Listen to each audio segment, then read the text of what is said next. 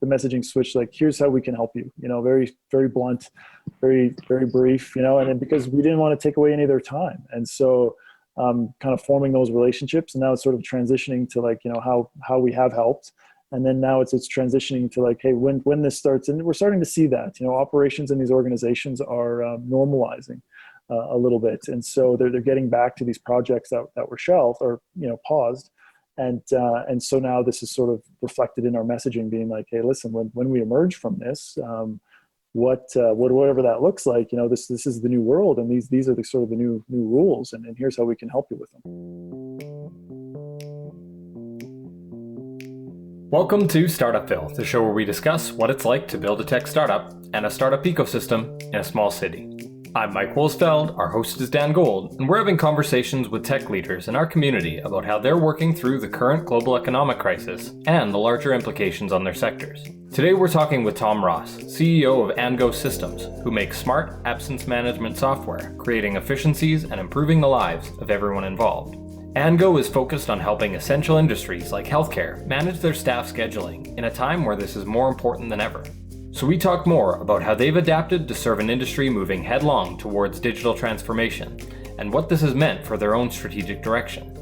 We also talked about their recent decision to invest in rebranding and positioning the company for success moving forward. Welcome to Startupville.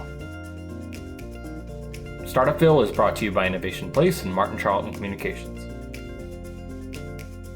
Tom Ross, thank you for joining me here on Startupville. Thank you for having me. Appreciate being here. So let's go back to a much earlier episode of the life of Startupville. We did an interview back then with NC Smart Call. There's been a name change. Let's start off with that and how the organization has evolved since then. Yeah, absolutely. So the evolution from NC Smart Call to Andgo was one that was, coming up for a while. Basically, when we got started, we just went to work. We started to work. We were affiliated with Noodlecake at the time, and very creatively came up with a consulting division called NC Smart Call. And so that was sort of where we got kind of our first name there, where NC Smart Call came from. As we grew and the product grew, we've never really kind of taken a look at it strategically as far as saying, okay, what is it? What is our offering? What is the value that we're providing? What is the brand that's coming around it, right? We sort of grew this thing organically and built a number of modules over time, functionality, added to it. And so now it was kind of getting to the point where it's like, listen, if we were strategically starting off, we wouldn't be called what we're called. We sort of inherited this and sort of grew with it. And so we sort of recognized the need for a name change. Now, in discussing it with our leadership, I was sort of, I acknowledged that, we needed the change, but also recognized like we're busy, like we're absolutely busy. So the catalyst for it was actually, so we were part of this Kronos Technology Partner Program. And there was going to be a significant investment in some advertising and some network building. And we're like, if we don't do this now, we're never going to do it, right? If we're going to invest all this money is entering into this program as NC Smart Call, well then that's what we are. And so we took the plunge and decided to go down the rebranding road and then ended here with Andgo, and very, very happy with it. Very pleased. The only regret is that we didn't do it sooner, but yeah, very, very pleased with it. And for people who don't know what it is exactly that you do, or the product that you offer to the marketplace, could you just give us the elevator pitch of Andgo? Yeah, absolutely. So Andgo is smart absence management solutions. Basically what that means is we automate complex scheduling processes into automated and configurable workflows. So an example of this is like, when a nurse calls in sick to an organization, that absence has multiple touch points within that organization. So everything from onboarding that sick call to deciding what to do with that sick call, whether replacement needs to be found, to then notifying eligible replacements in line with collective agreements. And so the Smart Absence Management Suite has a number of modules for automating each one of those touch points, and that creates a tremendous amount of efficiencies. What we found is that these large organizations a lot of these processes, as much as everything else is digitized, these items were still manual, right? So you still had scheduling staff manually dialing phone numbers.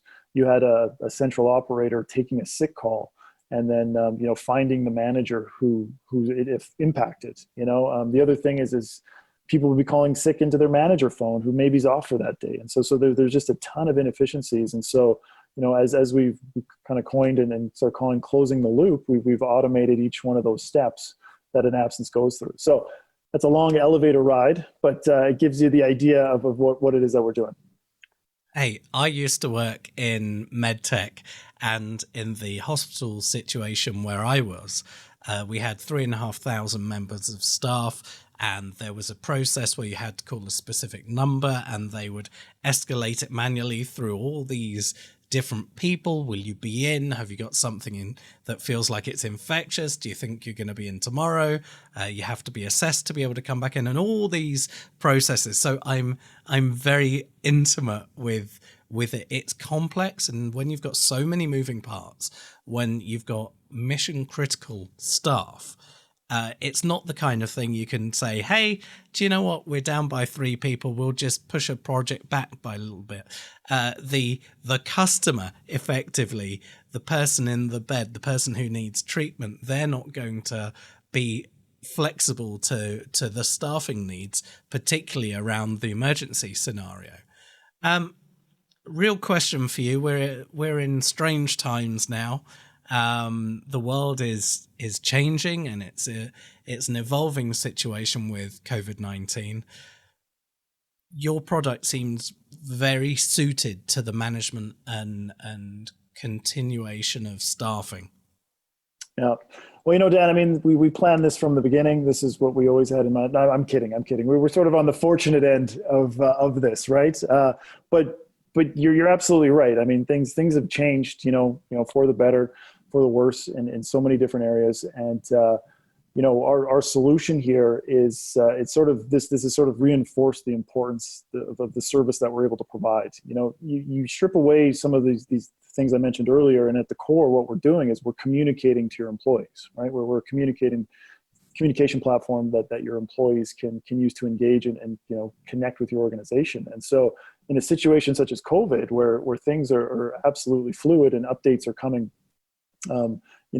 hour by hour, it's sort of interesting to see how many large organizations are unable to kind of quickly communicate with their entire staff, easily and conveniently. And so that's something that has, kind of just, like I said, reinforced the importance of the service that we're providing, and actually helps these organizations tremendously as far as, keeping everyone up to date.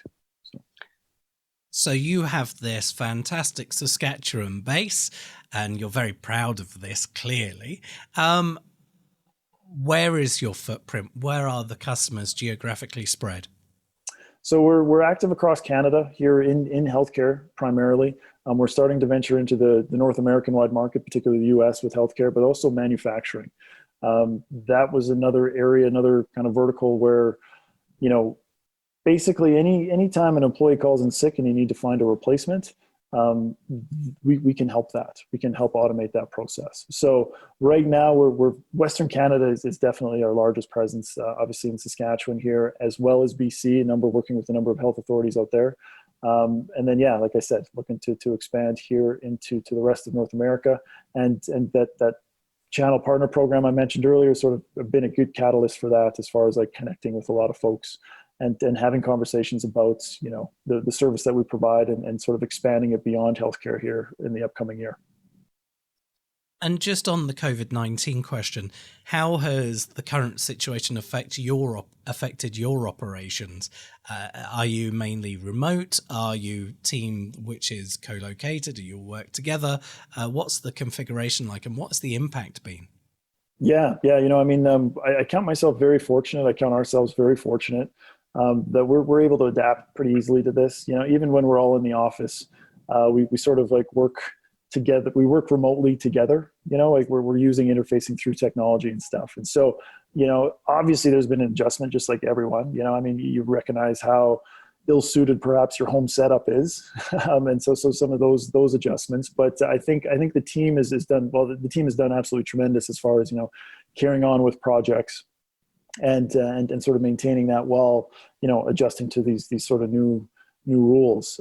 We, like I said, we were able to make the call pretty early, and we're in no rush to get back. Like I said, we're fortunate to be in the position we are, and we're not going to kind of create any undue risk that's just frankly not necessary. From like an operations standpoint, from a client standpoint, what we saw with COVID was sort of a shift.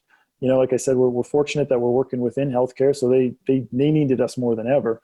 And what we sort of saw though was that like our pipeline in terms of new deals, new business that was sort of on the threshold of coming through, that just got paused, right? I mean, the folks working on those projects, they shifted to COVID response. What more than filled that though was our existing clients working on their COVID response. How can we help them? And so retooling some of the systems that we had for them to help with employee screening, employee communication, sort of expanding the footprint of what it is that we were doing. And then the other thing that was kind of interesting in terms of new business is, and this sort of the sentiment's been echoed quite frequently, I've heard, but this has moved forward sort of the whole digital transformation like a decade, right? Like we have hospitals in Ontario who know that they need this stuff, and then now it's just more apparent than ever that they need this. And so we're in conversations about how can we stand up an instance in 5 days when normally it takes 3 months, 6 months, all this sort of stuff, right? And so we're kind of as a company decided we wanted to help out the community as much as we can in making sure that we can give back and make our technology available to as many organizations as possible. And so it's been very good. In my seat also too, like the sales cycle in this industry is tremendously long, right? It takes like 12 months, 18 months.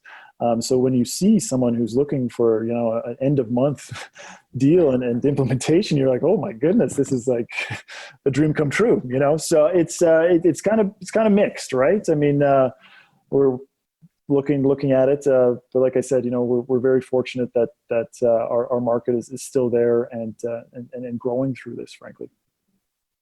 The reality is this is a desperately testing time for humanity, but it doesn't mean that when there are suitable, applicable solutions that they shouldn't be used.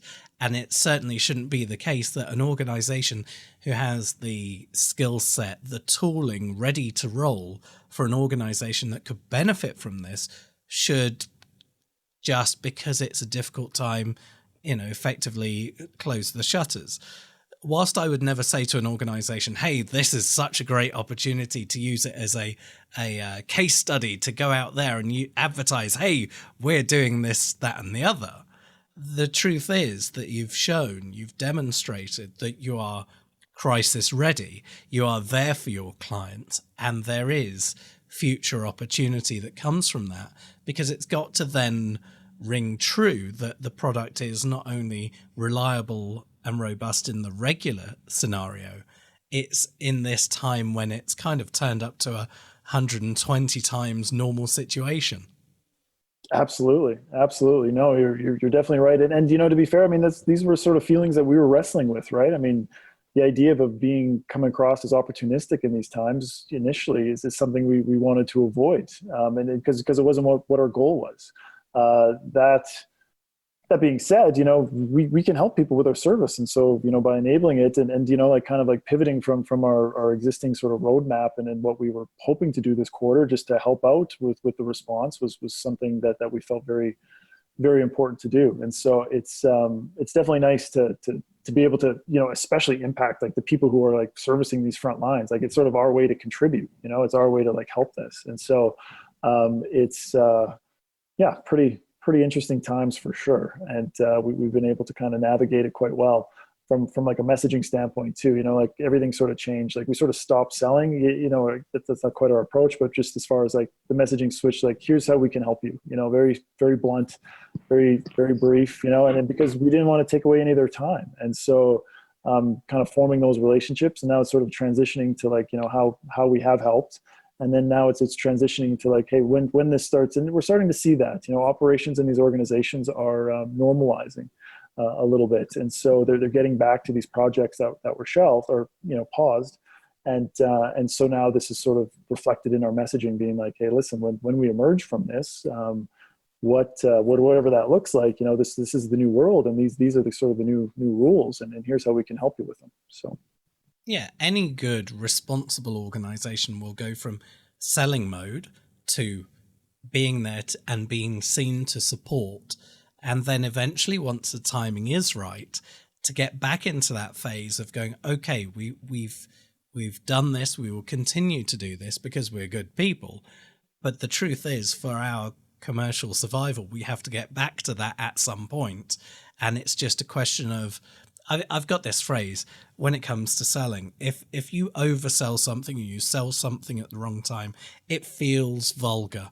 And if it feels vulgar to you, I guarantee it will feel vulgar to them. So it's that taste test that you have as a communicator, as a marketer, as someone pitching for business. And I'm sure that you've gone through this period, and as this period continues, you make that call to go, okay, what are our values? How ethically do we want to be behaving? How do we want to be, most importantly, perceived, which is incredibly important. When we look at your product, your main product itself, how do we track that the employees, the staff out there, are not doing too many hours, they're not overstressed, that they're not running to the ragged edge, and that care is being taken of them through the use of intelligence through systems? So yeah, what we sort of see here, especially in healthcare, is that a lot of this stuff is governed by these collective agreements that are in place. They have rules around, and it's sort of in a way balancing in that, there's minimum time off in between shifts, there's maximum amount of shifts in accounting period, some of these examples. And, obviously the organizations are trying to minimize operational costs, right? And so if they go and run it to that point, it's going to create, higher costs, right? This employee is going to trigger, triple overtime because they sort of checked all these boxes. And so it's sort of just being able to kind of standardize those rules. That's one thing that we've been able to do, standardize those rules in terms of building these eligibility lists of who can work, in line with these agreements. And so that, it's a straight time shift. Our goal is to find someone at straight time. As far as, checking it out from COVID, it's sort of interesting. What we've seen from an interesting data point is so we do a lot of communications, text messages, phone calls to go out to these nurses and frontline employees. We saw collectively about a 30% decrease over COVID in just our regular operations, right? So these were less notifications that were going out. And a couple things that tells us. One, the wave that we were expecting never came, which means all these measures we took worked. So that's great. Two, that and this is sort of more anecdotal, just talking with my counterparts in our client organizations, that they actually found it was actually easier for them to fill shifts because they shut down certain parts of their operations, and so all the employees that are regularly staffed there, they aren't working, so they're picking up shifts in units that they can pick up shifts. So when there's a 30% decrease in overall operational function, yet your employee level is the same, these folks are making themselves available. Now, another factor potentially to consider into this is that, given the hardship, and I think kind of back to your earlier point, it was just, when it first emerged, it was just interesting. It was just a lot of feelings, a lot of emotion, and you've heard of all the harm that was going, and people losing jobs, and businesses sort of drying up overnight. And the fact that you sort of had a little bit of survivor's guilt in a sense, right? And so that was that balance. But to that point now is that, you have some of the households that perhaps have lost revenue, have lost income. And so now there's further motivation for some of these staff members to perhaps pick up shifts. There's more capacity there. And so it's just sort of interesting that, the measures that were taken, the financial impact of all this, have actually resulted in perhaps, the ability, and I'm not speaking on anything here, but just statistically what's sort of seeing is that, the vacant shifts were filled quickly and easier than they are in sort of regular times. So that's kind of fascinating in a way, right? It is fascinating. And one of the things that I found particularly interesting, and I've only got the reference point from home, is that repeatedly seeing reports and conversations with friends who are still in that space where they were saying, do you know, people aren't coming to the emergency room as they were. They're not turning up early when they're fearing for something, when they're concerned about something, because the greater fear to the patient or potential patient is the COVID-19. So they're staying away for longer. So that has, from the people that I've spoken to back home and the reports that I've seen, had a direct impact that emergency rooms have been quieter. And when you say about the ability to redeploy people, tools like yours ensure that the resources are being used effectively and managed properly for the organization and for the patients. Absolutely. And I thank you. I mean, yeah, you're absolutely right. We'll get you in some of our next calls here. This is great. But, so just where we're at now, where we are in the world, you're saying that you're starting that investigation or starting that rollout into different verticals. Your system applies to so many different industry sectors. If you had and I don't want you to divulge things that you don't want to divulge, but if you had a list of, okay, the 3 target industries that we would love to hook up next or have as a priority to get into, you've mentioned engineering, manufacturing. Are there any other areas? Yeah. I mean, that's a good question, and one that I'm pondering often. And so, manufacturing obviously just seems like a natural fit as far as where we are, and then also some of the traction that we've gotten to, sort of leaning that way. Obviously, healthcare is our core, so that's going to continue. And then when you add, I guess what you call maybe perhaps transportation is another big area. Public services, which is another one, as well as you think mining, manufacturing. Those industries, those are kind of the key ones there. Interestingly, though, like the rules or some of these requirements that COVID has brought upon itself is opening it up to others as well, right? Other industries, perhaps more of a better use case now, in terms of, there's these requirements that organizations need. You need to have sort of employee screening, right? You need to have attestation as far as, like symptoms and this and that and the other. And so how are you proactively reaching that? And a lot of organizations are just sort of manually kind of going through that or doing, before they enter the premises. And so we have the ability to kind of create tools that can automate that, outreach that to beginning. And so, especially when you think of like kind of those industries where, not that anything's easy in these times, but manufacturing, you have an opportunity to set up a workspace and sort of be isolated.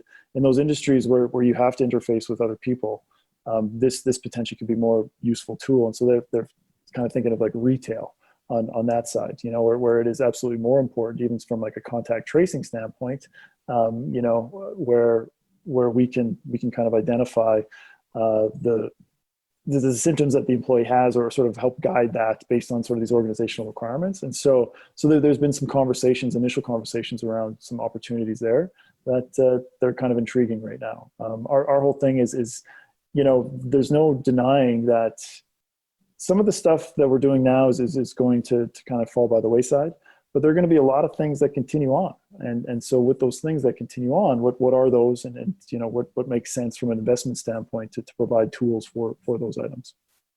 And if there is an industry that I've looked at where there has been a challenge, I think everyone is aware of the meat processing industry.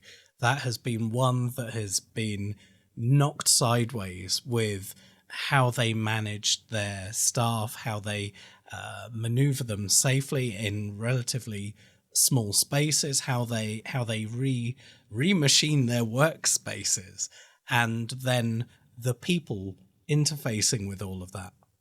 Yeah. It's interesting, sort of just what we've all learned from this, like how critical 2 or 3 plants are to the whole food supply chain, right? And so this is like a definite function of what we're seeing, right? We need this stuff set up. The other thing is kind of the old ways of doing things won't transfer over, and then some of that stuff's being highlighted, and I think too, kind of emerging a little bit just kind of on that legislation side point, like in the U.S., you're starting to see more of this fair work week legislation get rolled out as well. And I'm not sure how that's going to kind of coincide here with COVID, but the main idea here is sort of this equitable staffing.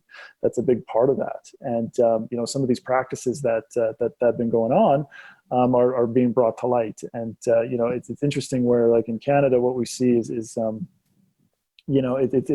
you always think of like the collective rules, some of the challenges that they create operationally that you have to overcome to navigate, and like, oh geez, like there's some challenges with that. But in the U.S., some of the folks that I've been talking to, they kind of yearn for it, because those are like rules of engagement that they don't have right now, right? Like a lot of organizations, it's a lot more open. And so the consequence of being in violation of this is like, your next week's hashtag, and you have the ramifications are far more profound than, paying out a grievance and stuff. And so this is sort of from a position standpoint where we're able to potentially help them with that, right? And looking at what you do and how the platform can be configured for each workplace or each client, let's say, if they are pan province, pan states, or even pan territories internationally, I would imagine that you can configure it to comply with the requirements of each legislation for employment. For example, in Europe, with the European Working Time Directive of a fixed number of maximum hours, which wouldn't necessarily apply to places in North America, let's say. But a single employer could have properties in both places and want to use your platform. Absolutely. So like when we're creating with this thing, and we ran into this very early on, and everyone's unique.